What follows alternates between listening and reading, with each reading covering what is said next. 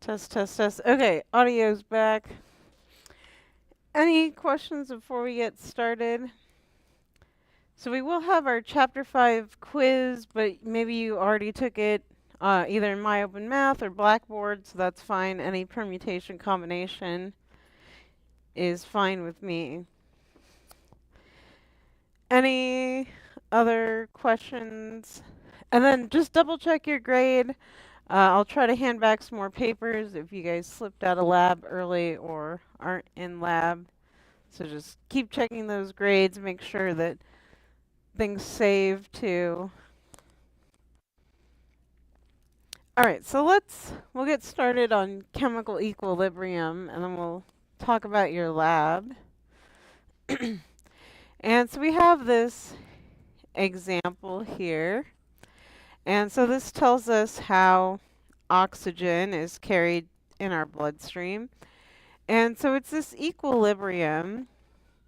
So we have hemoglobin, and so it's a protein, right? It has a iron kind of base in it, and so it can bind with O2. And so now we're, excuse me, looking at our equilibrium reaction again.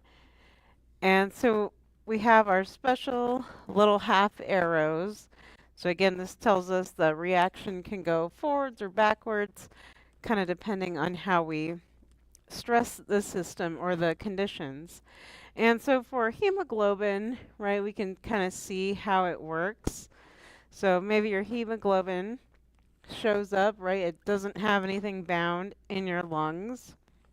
And then it should be oxygen rich in your lungs, so then it binds, right, and forms this conjugated hemoglobin oxygen species. Then it travels around, maybe it makes its way right to your leg or something down there. And your leg is going to be lacking oxygen, and so that will cause it, right, to unbind the oxygen, depositing it in your leg or whatever other extremity. And then the hemoglobin, right, cycles back and ends up in your lungs, right, to restart that dynamic process. And so just, right, a quick recap of our arrows. So, okay, normally we saw this single-headed arrow that said, okay, well, most of our reactant molecules are converted to product molecules in the end. And now we're just comparing that again to our equilibrium reactions where they can kind of go backwards and forwards.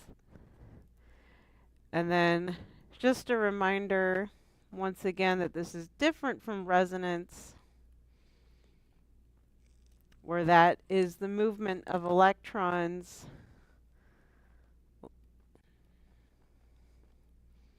like moving around benzene double bonds,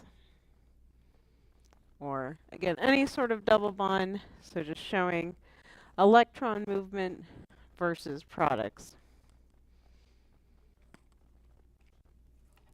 And so again, we saw resonance, or excuse me, we saw equilibrium. Today we saw an equilibrium reaction. And so with that too, so we won't get like too deep into the math of this. And so normally we have this equilibrium constant. And so this basically just gives us the ratio. Like I said, we're not going to get like too deep. We'll go over like the most we'll have to do. And so you might be expected to translate a general equation to this form here. So just kind of let's take that in. So we have our equation where the lowercase letters represent our coefficients that are used to balance the equation. And then, okay, again, what this is essentially giving us is a ratio of products over reactants. And so normally we'd be using this equilibrium K to tell us like, well, how far is this reaction going to completion, right? Like, is it going all the way? Is it 50-50? Is it barely reacting? And so that's what this K is designed to tell us. And so then, okay, maybe we should shut the door. Thank you. It's like progressively getting louder. All right, so then we write products over reactants. And so our concentration in here would be in like molarity or something like that. We could also use partial pressure, which is similar but slightly different. Like I said, we don't need to go too deep into it. So for our purposes, they're basically interchangeable. And then notice, so you would take your concentration and then you take it to the power of whatever coefficient, right, was used to balance it. So that's important. And then this K ends up being unitless since it all cancels out. All right, so before I scroll, so just practice for a second. So see if you can take this expression, right, reactant products, and go ahead and rewrite it in this form here.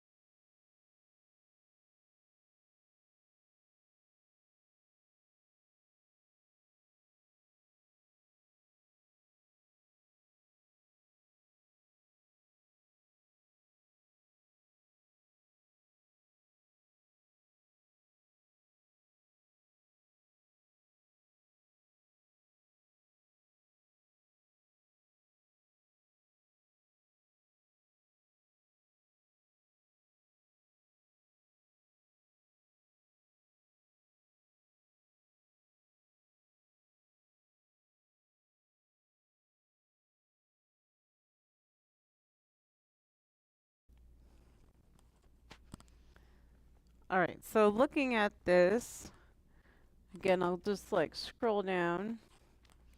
So they show us the answer here, but double check your expression, right? So again, products over reactants. They gave it to us balanced. So we should have gotten NO2 to the power of 4 times oxygen. And right, that's just to the 1 coefficient. And make sure that, right, if you're not filling in a coefficient, you realize it's 1. I had like a few people put like zeros and stuff on their balancing homework. So just watch out for mistakes like that. I didn't do it on this exam, but like in other testing scenarios too, that's like another way to kind of do a multiple choice of balance the equation. So like you have your equation here, and then it might ask, what is the sum of the coefficients for the balanced equation? And so that's where, again, you want to make sure you're counting this as 1. So 1 plus 2 plus 4, so right, that'd be 7. But anyways, I don't think I'll ask this specifically, but this is just a very common way that chemistry exams ask this question. So I want to make sure that you guys remember that this is a 1 there. So there's our oxygen, okay, to the 1, and then over reactants, so then N2O5 squared there. Yeah, questions?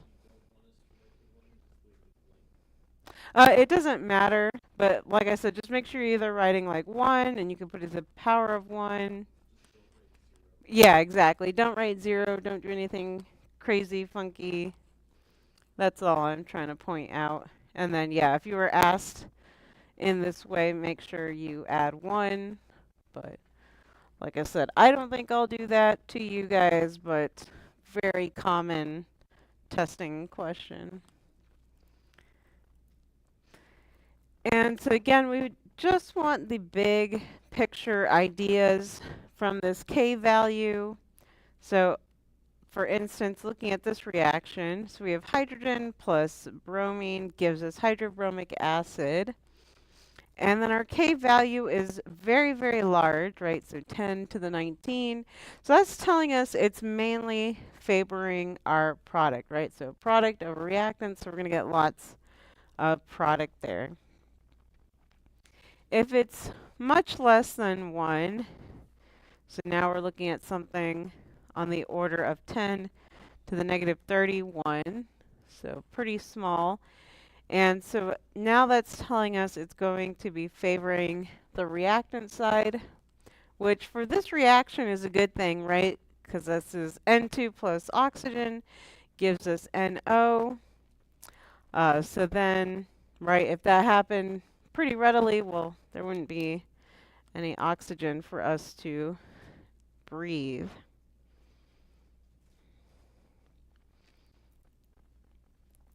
And then we could say, right, K is about 1. We didn't really talk about it.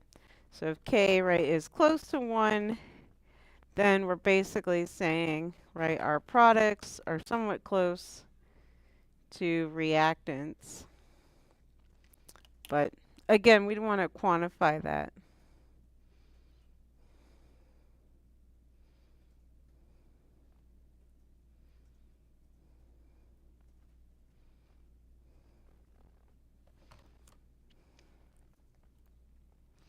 All right, so let's talk about today's reaction with Le Chatelier's principle. And so this is basically what you were doing in lab. Might have to pull up, where is the lab? Try to find a copy. All right, so basically what it's saying is once our reaction is at equilibrium, then the concentrations of all reactants and products remain the same. And so again, that doesn't mean that there's no reaction, right? So your reactants are still forming products, your products are still forming reactants. It's just that this is happening at the same rate forwards and backwards, right? So again, your concentrations are unchanged.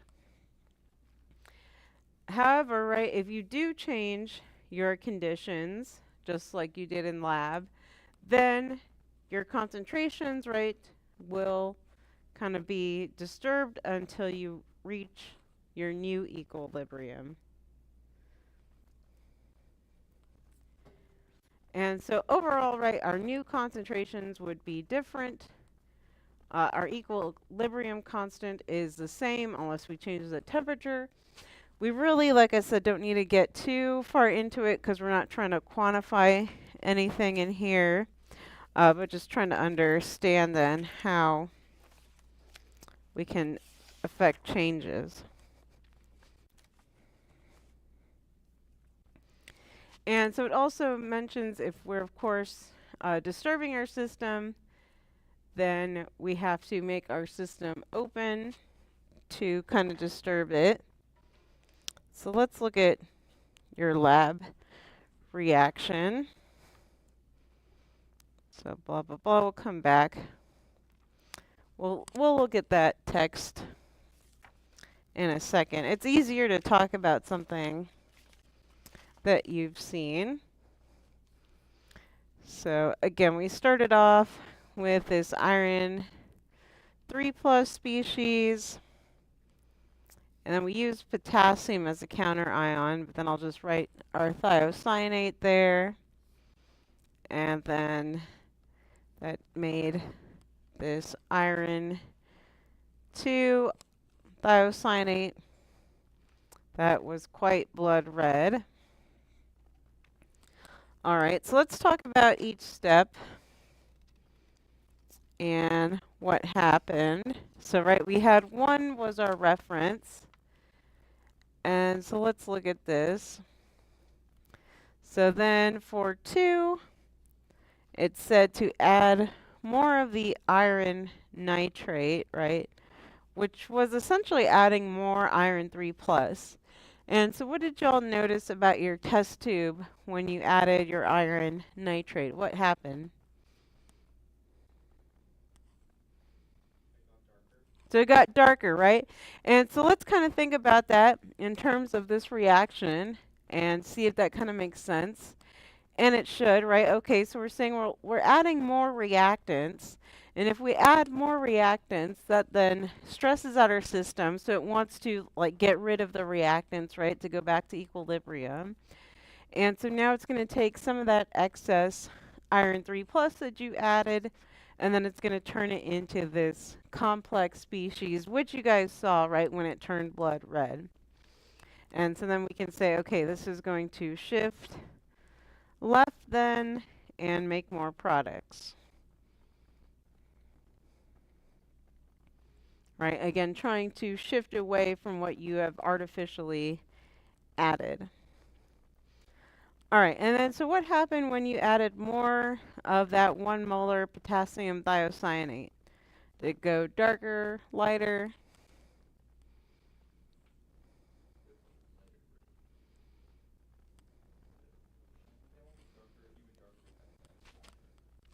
So yeah, that one I would also expect to go darker for similar reasons. Again, you're adding reactants, right? So you're adding more reactants. So it's going to force it. Okay, well now we got to make more products to get rid of these reactants that we artificially kind of overinflated, right? Because we were at equilibrium. Now we disturbed it. And so then we can say it's going to shift left and make more products. Again, the blood red kind of tells you. All right, then the next thing you did, so this was a little trickier to figure out the effect. And now it says that you added HCl. And so that was kind of tricky. So what is the HCl doing? How is it in? So good. So what do we observe then? So if it's removing a reactant, what happened? Or, yeah, I think I got my left and rights somehow confused. Sorry, I meant to put shift right. I don't know my left and rights apparently. So yeah, it would be shift left. I'm sorry, I got all the other shifts wrong just because I'm too stupid to know my left and my right.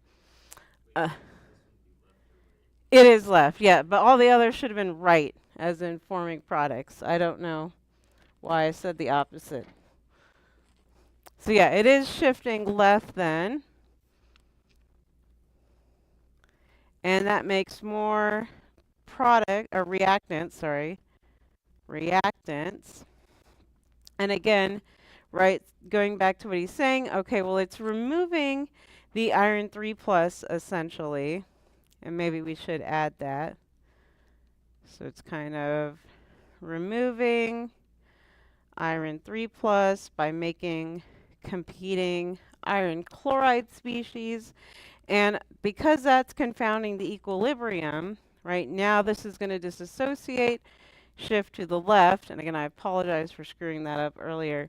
So shift to the left, shift backwards, right, to disassociate and make that yellow species.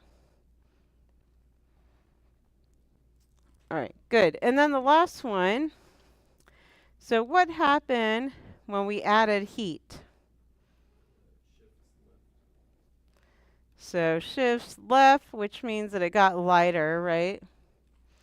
And then if it got lighter and it shifted backwards, is our reaction then endothermic or exothermic?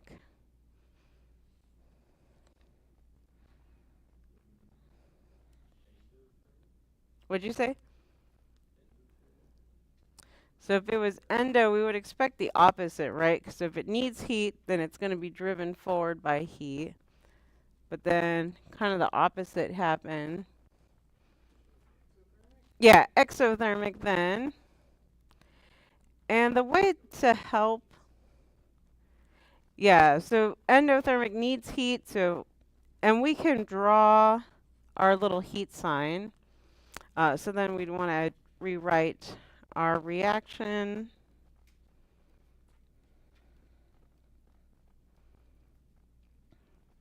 And so now we can put our little triangle of heat on our product side, so showing that again it's exothermic, we're forming heat, and then right we can kind of double check that that makes sense. So now we're saying okay, we added heat, so then we're going to want to shift away from this added heat, right? And again that's why it got yellow there. Good. Questions about that one? And so then we can go back to this like text, and well, even the text is like a little wordy. So let's look at kind of the scenarios that it walks us through. And so now we're looking at this dimerization reaction where it starts off as the dimer and then it disassociates to our NO2 species. And again, same sort of thing that it's trying to get us to see. So initially, we're at equilibrium. And again, right, reaction is still occurring. They're still interchanging. Just overall concentrations unchanged. Then we disturb our equilibrium just like we did in lab. So in this case, they artificially add more NO2, so causing our spike here. And so then that causes it to make more N2O4, right, to try to get back to equilibrium. So that's where we're saying, okay, we're shifting left then away from our added products, making more reactants. So we see that here, right, more reactants are forming, and now new equilibrium reestablished. And if we were in the 200 level series, we'd be doing math and calculating all of this. But like I said, we're not going to do that. And so I should say the most that you would have to do is maybe like converting a chemical equation to this sort of K expression and then like plugging in dummy values, right? Like if I gave you the concentration for all three of these, then you might just have to plug it in. But that would be as far as we go, right? I'm not going to say, oh, calculate things at equilibrium, blah, blah, blah. We're not going to do all that. That's for 200 level. Which, I mean, I'd be happy to see all of y'all in there next year. And then same sort of thing, right? So now kind of looking at the opposite scenario. So now we disturbed it by adding excess reactants. And again, it's going to now shift away to the right. Oh, perfect. Yeah, we'll save that for after. Sweet. Yeah, we'll do it probably like just at the end of lecture. So like 140-ish, 150-ish. Yay. All right, I promised y'all exploding balloons, so we will explode them. And so again, right, same thing. We added a bunch of reactants. So now it's going to shift away, make more products. We see our product line forming. And again, new equilibrium established. And so that's basically what this text goes over. It's kind of, I think it's kind of long. The other caveat to kind of think about is that usually, right, our equilibrium things have to be included in our expression. And so that means, right, as long as it's not a solid or a liquid, meaning like a, well, I call it neat, but that would mean like a solventless reaction where like your reagent is pure liquid, right? So there's not a concentration. And so those things would not be part of your equilibrium expression. But we can, so let's look at some examples of what is not. So for instance, if you have, right, like a pile of carbon, basically, like a solid pile of carbon, versus, right, like a larger pile of carbon, that would not have an influence, right, on your reaction concentration because it's just, again, like a solid lump. So you're still just limited by like your surface reactions versus again like the concentration, right? And so that would be compared to like your 1 molar versus, well, I'll just draw 3 molar HCl, and again, what that means that there's like physically more in there, so they're bumping more. And because it's a concentration, right, they do have more collisions, again, versus like a solid lump there. And then blah, blah, blah. So lots of words just to go through kind of those scenarios. And so like you saw, right, you can remove reactants and cause the reaction to shift. The other, let's just skip to like, what's a practical application of this?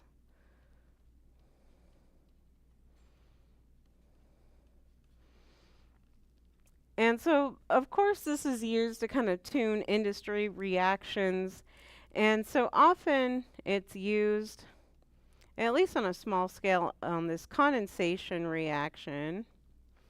And so a condensation reaction is just two things come together and they form water. So usually they're tied together. And so you get water released. And so then you can keep this reaction moving forward by a pretty common technique. So let's look at this.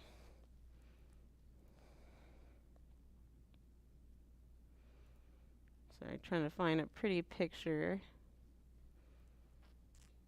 of our apparatus.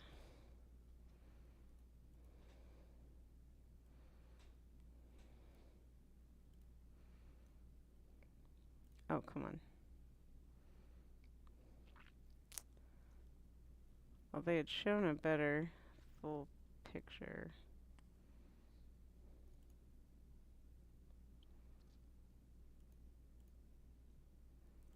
One more time. I was trying to show like the whole thing. There we go. So this is the whole reaction setup, but the Dean Stark is mainly this little portion right here. So this whole little apparatus, probably by the condensers separate. But so, okay, let's kind of go through what this is used for. So you're doing this condensation reaction. Generally, you heat it. And so, right, you'd be heating it in your little round bottom here. Normally, you might just heat with one of these like jacketed condensers on top, right? So you have your reflux reaction. But what this Dean Stark does is, okay, if you can see, it has this little stopcock here. And so you want to be smart with your solvent choice. So you can use an organic solvent like ether or something that's less dense than water. Then this refluxes for a while, and eventually your water that you're forming from your condensation reaction collects over here, and then you could even drain it out, right, if you had a large amount so it doesn't try to like flow back in through the top or anything. And so that's a good way to like literally remove water. And sometimes these like condensation reactions can go for several days, so like, 2-3 days potentially. And so you might drain out your water after every day to keep it going, so you get 100% yield there. So that's how to use that.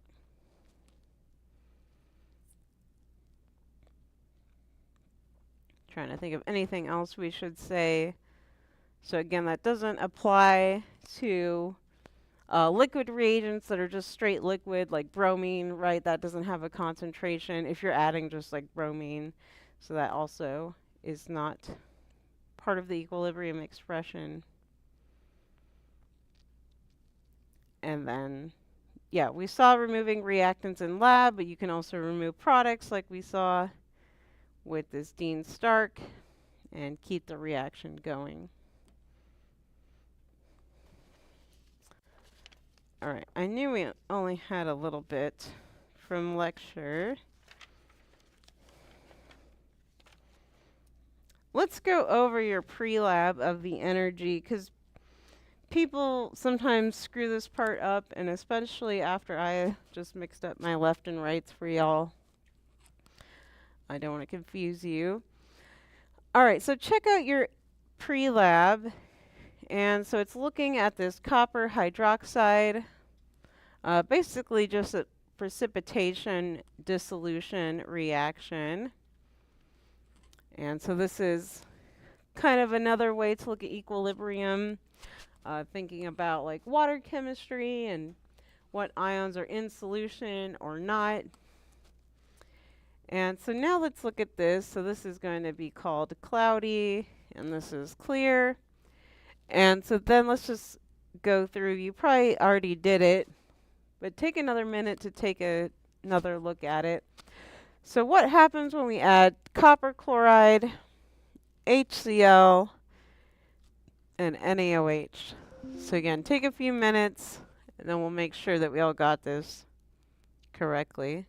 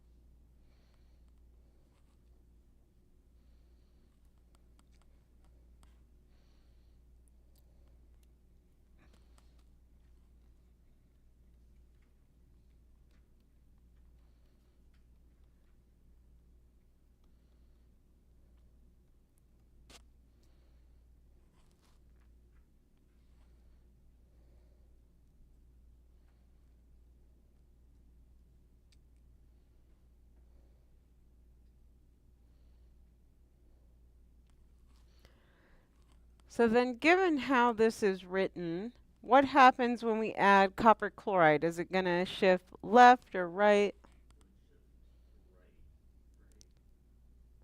So double check that because of how it's written too. So Aubrey, do you have? Yeah, so left, so right, again, how it's written as we're adding product. So now it's going to go backwards. So left, and then most importantly, it would be cloudy, or at least we'd expect it to be cloudy. And well, really we could do this if we were bored or so inclined.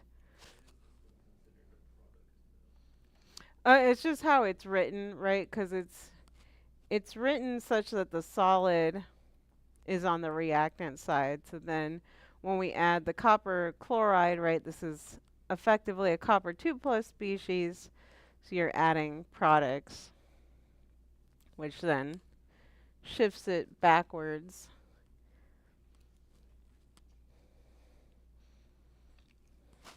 So then what happens when we add the HCl?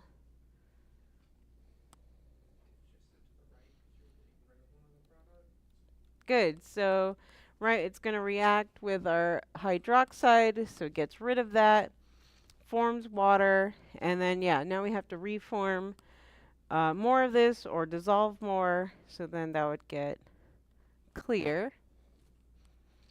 And then what about sodium hydroxide? What would happen if we add that? So left, good, and then right, that would make it cloudy.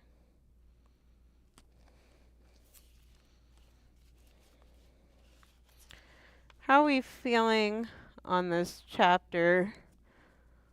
I feel like we kind of sped through it, but at the same time, relatively simple, maybe, hopefully. The again, don't forget writing diagrams. So endothermic, right? Something like that. Reactants, products. versus exothermic. So reactants, products.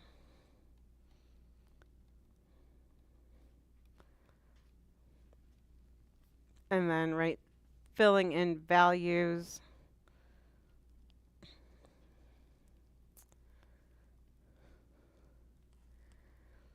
But I think I'm inclined to stop here unless there are questions. I don't know if anyone's looked at the homework. Although looking at your homework, I felt like it was relatively straightforward. I don't know if I have a copy on hand.